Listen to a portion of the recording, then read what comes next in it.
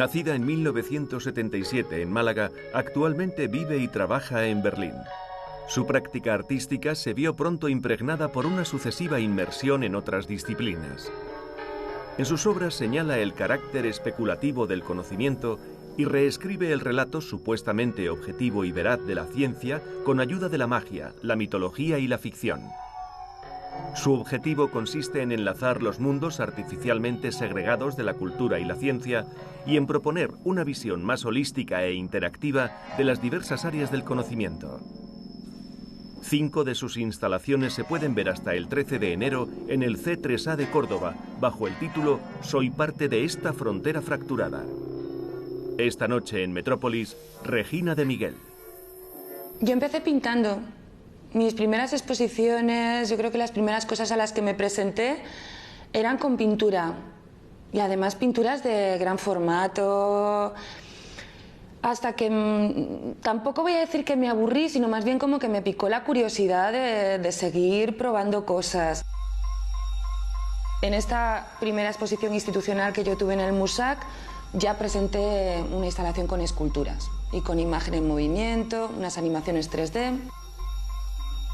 Y luego seguí probando pues eso con formatos como la fotografía, trabajando con algunos objetos, hasta que de pronto me decidí, tomé el valor de hacer trabajos de más duración, de más complicación en la gestión, más incluyentes en el sentido de que pues, me obligaba a trabajar con otras personas y entonces me sacaban un poco de la soledad del estudio e incluso bueno, de las fronteras geográficas, como que decidí expandirme.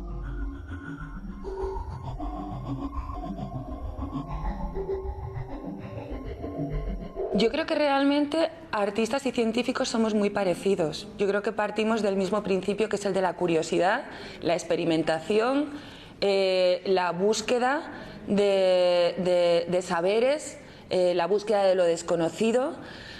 Y sin embargo nos encontramos como acotados o encasillados o compartimentados en una separación artificial completamente utilitaria que no se corresponde con el funcionamiento de la mente de las personas, ¿no? Yo creo que somos muchísimo más complejos y que, claro, el conocimiento científico, al estar al servicio de la racionalidad, del positivismo, del progreso, está más capturado por unas estructuras ideológicas y está al servicio de un poder, y a partir de ahí se han ido construyendo unas nociones de verdad, pero que también sabemos que pueden ser muy especulativas y que pueden ser sospechosas y pueden ser un mero constructo, como también es el del arte. It's a very bizarre phenomenon.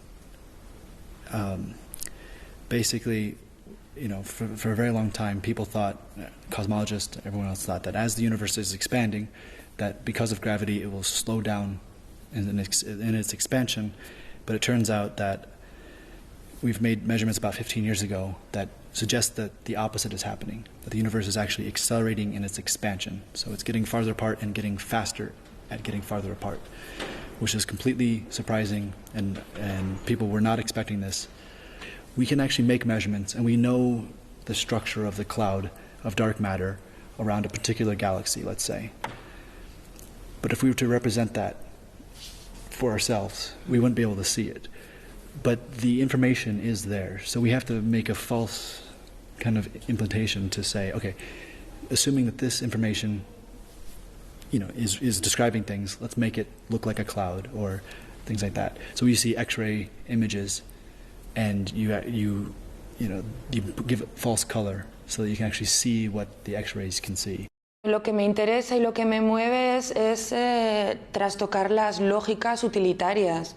El que esto va con esto porque sirve, o esto va por esto porque funciona, pero hay cosas que sirven de otra manera. Entonces, desde el planteamiento, como decía antes, de que un artista trabaja con todo lo que existe y que interactúa con todo lo que existe, porque también las cosas le hablan y se puede encontrar poseído por la conciencia de una silla o la conciencia de un plato o de su ordenador, o pues el intentar hacer pues híbridos insospechados Yo creo que es una tarea muy interesante. I am here now, standing still. I was then. I will be. I was, and I am here. One morning years ago, and I will continue here when nobody else remains. I will see die the empty streets. I will feel in the soles of my feet the precise moment when the electric power stations will stop working. The moment when their security systems will no longer detect the form of human presence which supports them. I will breathe the perfumed air of radiation that will contaminate the deserted, radiant factories. In one last moment of glory, not even 7 days without taking any care of them, and without watering them and cooling their nuclei, will open like fragrant, poisonous flowers. Es la primera película que yo realicé.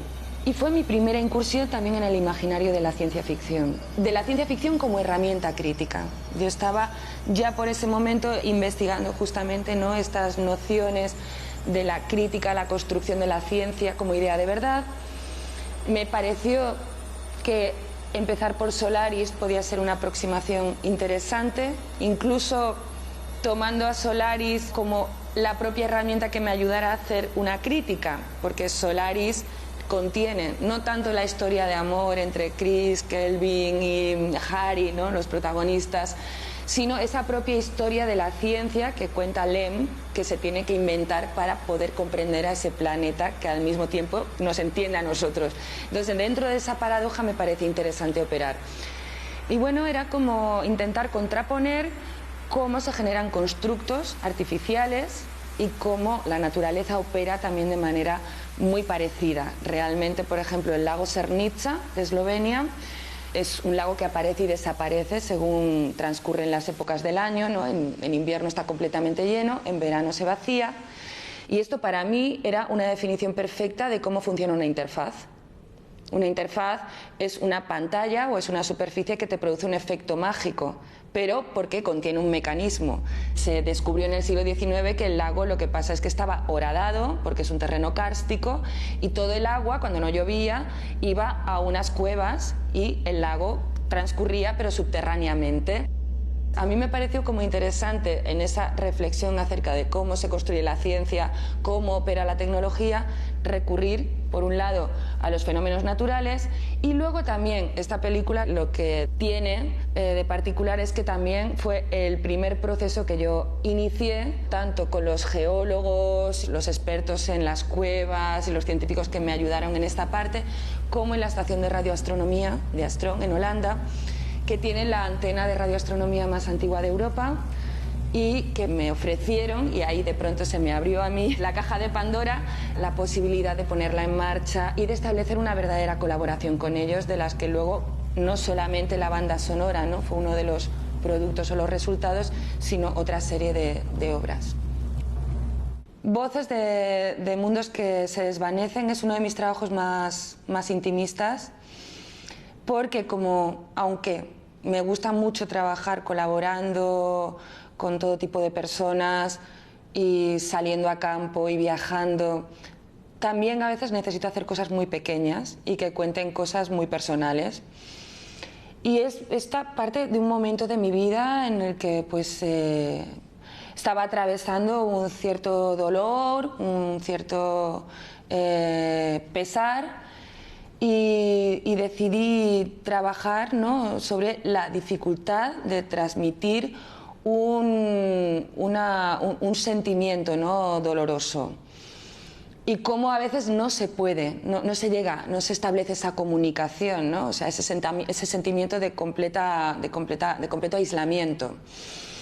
Entonces, daba la casualidad además de que estaba leyendo los diarios de Sylvia Plath, y ella justamente tiene una frase en la que, bueno, siendo ella muy joven, intenta explicar esta cuestión, ¿no? Como creo que a pesar de que me esfuerzo mucho, no soy comprendida, de la incomprensión, ¿no?, de la imposibilidad de hacerse entender completamente por medio del lenguaje.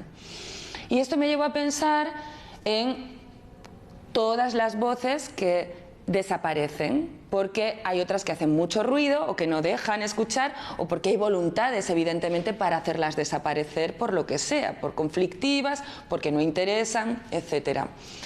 Así que me dediqué a buscar pues, todas las lenguas que pude, me dediqué a investigar, que estaban o amenazadas o extinguidas, o de las que quedaban 2 o 3 hablantes, etc.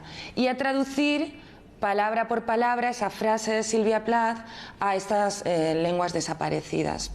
Y en cada díptico se puede ver una parte del universo que contiene una estrella muerta y abajo una captura en Google del espacio geográfico en el que esa cultura o bien habitó o sigue habitando, ¿no?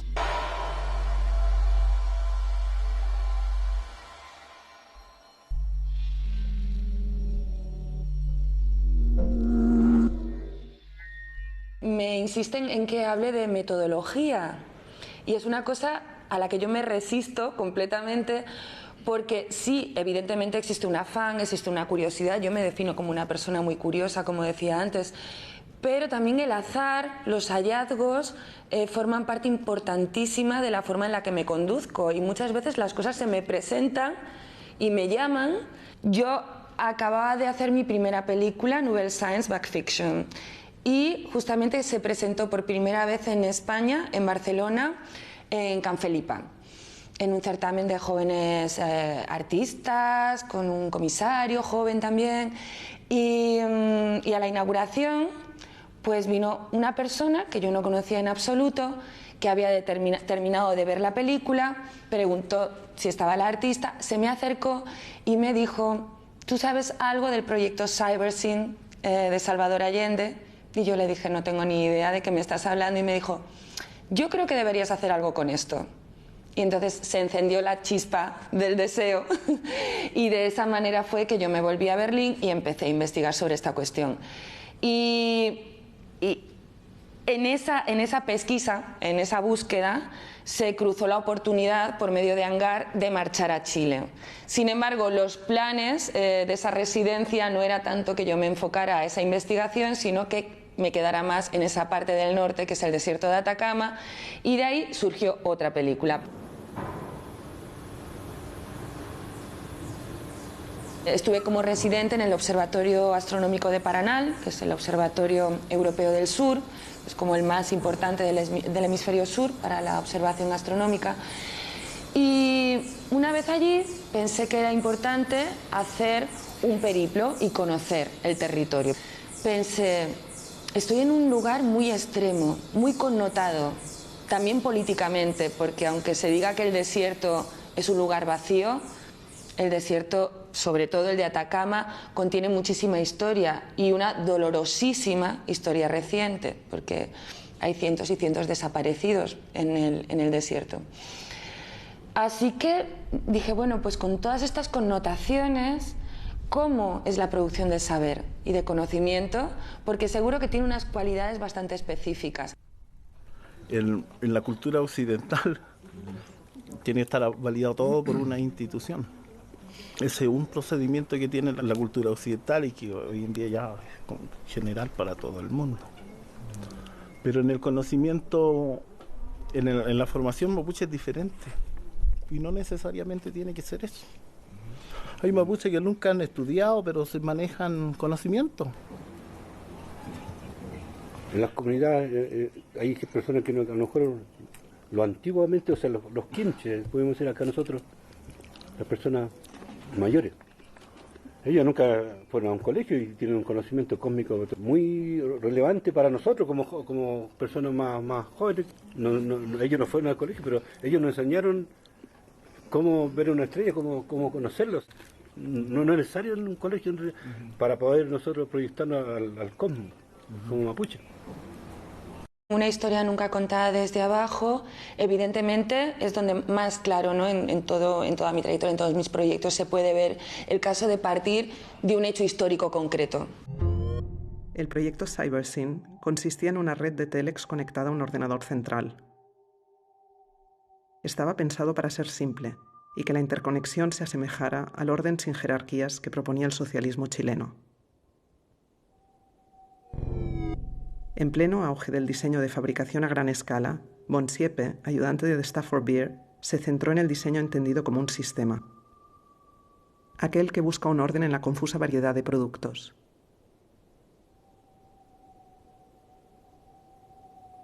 Para el trabajo se contó con un equipo de diseñadoras de la Universidad Católica de Santiago de Chile.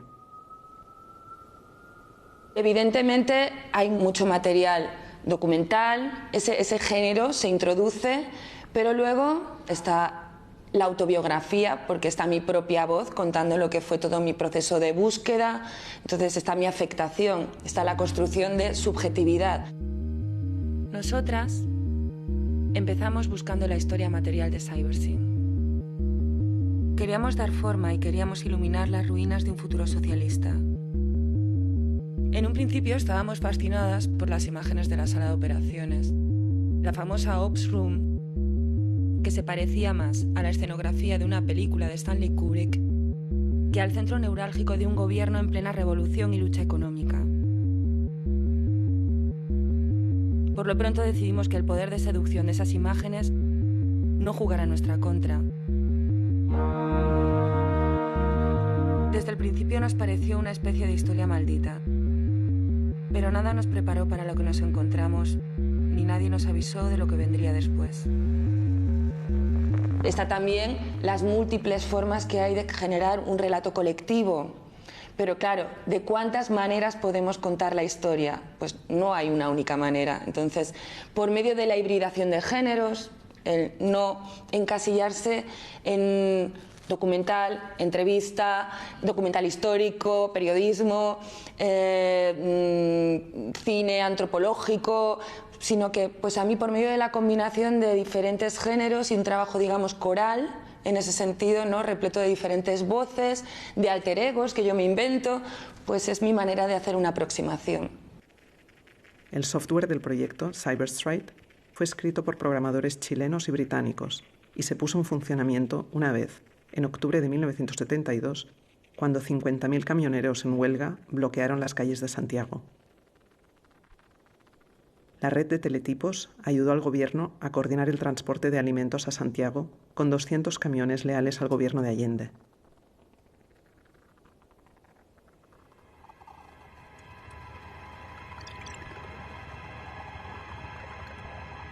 Cyberfolk fue una parte del proyecto que también quedó oculta. Consistía en un experimento por el que se daba a la gente la posibilidad de conectarse desde sus casas y a tiempo real con los grupos de toma de decisiones del gobierno.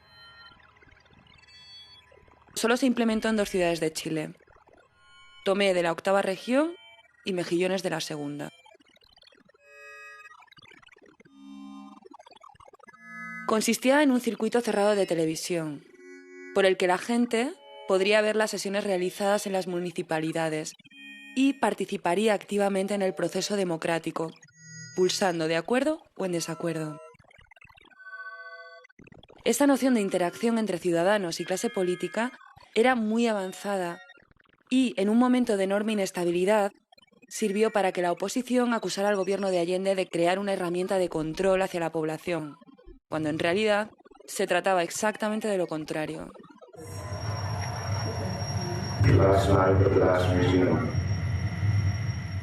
Vitriol es un acrónimo que proviene del mundo de la alquimia, que apela al conocimiento profundo, ¿no?, de las profundidades de la Tierra y precisamente no todo el imaginario del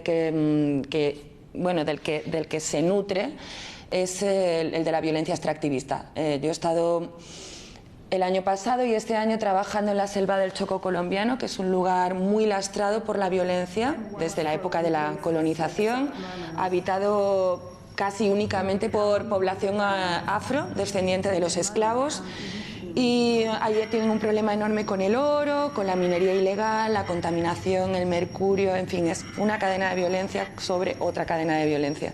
Y es más o menos lo que trato de contar a modo de ficción especulativa, no tan literal, porque eso es algo que querré hacer en la película en la que estoy trabajando, pero es el imaginario del que se nutre Vitriol.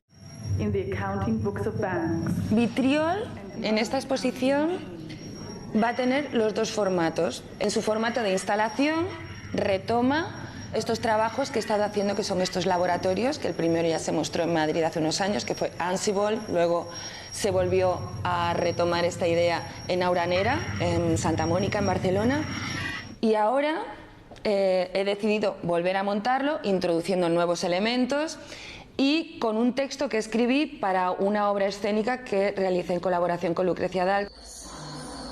Lucrecia y yo trabajamos en esta primera instalación en la Galería Maestre Balbuena y en la banda sonora de Una historia nunca contada desde abajo.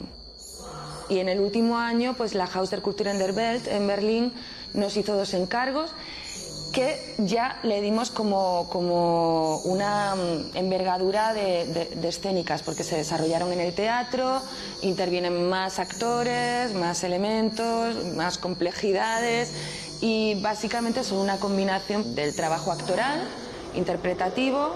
Normalmente trabaja con nosotras una performer polaca que se llama Ania Nowak, y bueno, esto tiene un carácter un tanto operístico.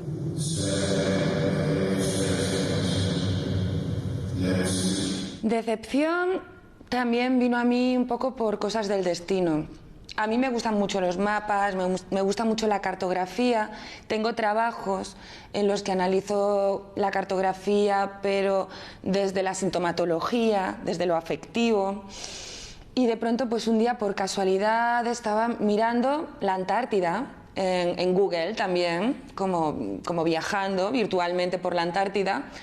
Y me encontré en las Shetlands del sur una isla que se llama Decepción. Y pensé, esto es para mí. Es inevitable, me está llamando. Así que me puse a investigar más, a buscar cosas en internet. Y encontré que, casualmente, España tiene una base científica y militar en Isla Decepción. Una base que, entre otros proyectos, suele acoger a unos investigadores en astrobiología, que es una disciplina científica muy nueva y que tiene unos pioneros en España que trabajan en la base militar de Torrejón de Ardoz en Madrid. La vida está compuesta de partículas y de sus múltiples combinaciones es que surgen nuestros pensamientos y nuestra conciencia. Pero únicamente somos capaces de observar ciertas manifestaciones de la misma. Solo una pequeña parte de materia y energía, todas ellas en la Tierra. Esto es lo único que sabemos reconocer.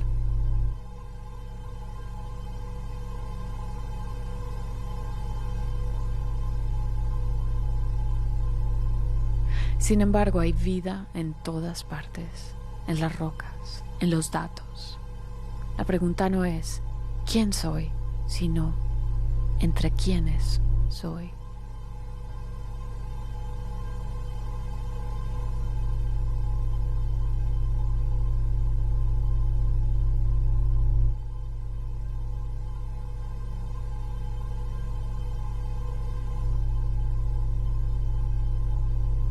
Decepción no es de este mundo. Su naturaleza pertenece al espacio cósmico y al futuro. Alberga lo inconcebible. Vida enterrada que ha escapado a nuestras herramientas. Vida extremófila, amante de las condiciones extremas, que en su solo aparente insignificancia nos abocan al abismo. Habitantes sepultados, no muertos. Diminutas revenantes, esperando a ser despertadas desde antes de nuestra existencia. Una biosfera en la sombra, guardiana de un secreto.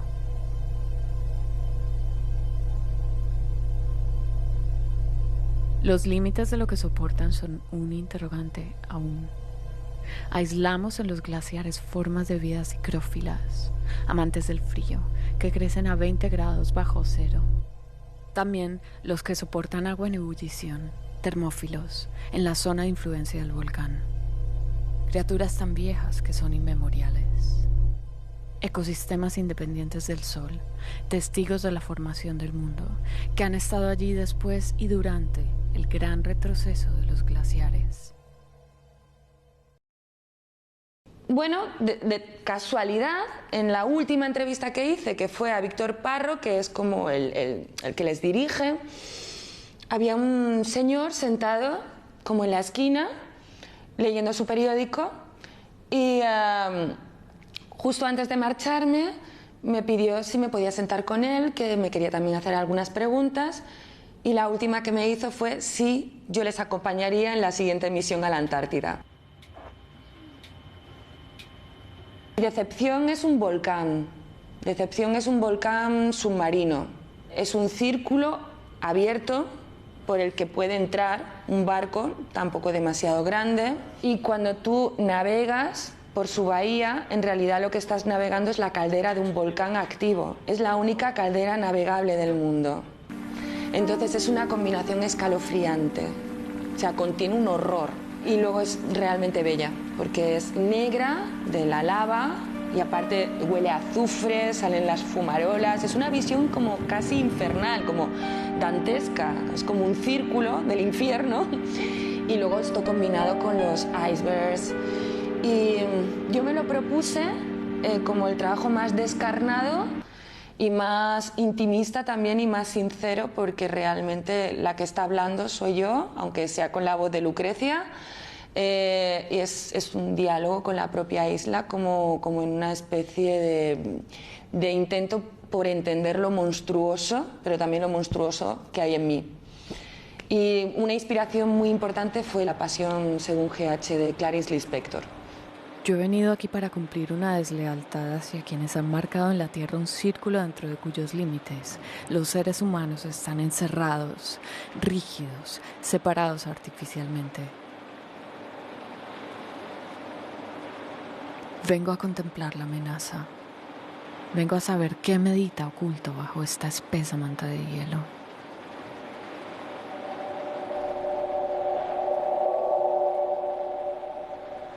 He soñado con ciudades de obsidiana.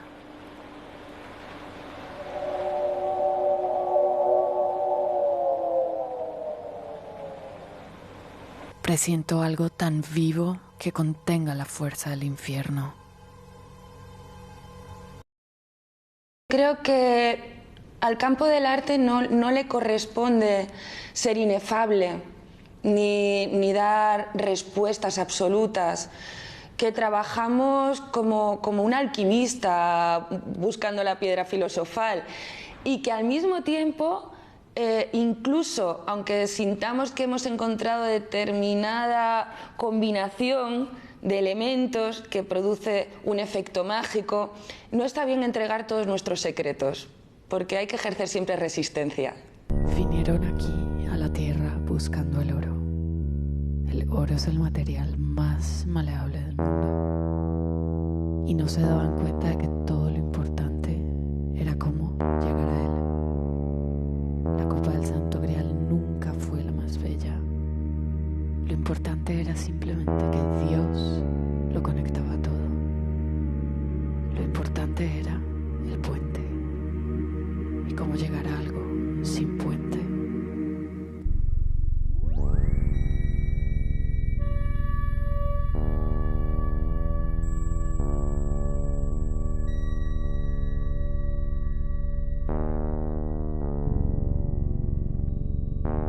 Me esperaban dorada y yo era puente. Me doblaban hielo y fuego. Dóblate sobre ti mismo. Cuando lo importante no era que fuera bella, sino útil. Desaparecida, pero siempre ahí. Buscaban un cuerpo y yo lo era todo.